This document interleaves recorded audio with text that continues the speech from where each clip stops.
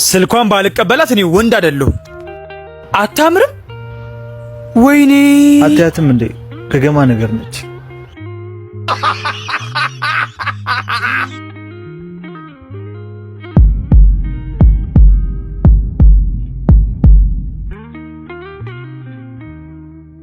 አደንግጪ፣ የተፈጥሮ ጉዳይ ነው። ልብስሽ ተበላሽቶ ነው ወይንስ ቀኑን አታውቂው? ያማ አሁንማ ተሸፍነዋል። ባይሆን ሹራቤን አጥብሽ ታመጫለሽ።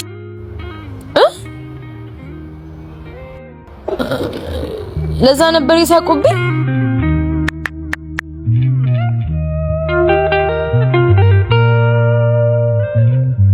አላልኳችሁም?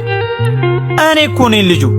አሁን ቤት እንደገባች ትደውላለች።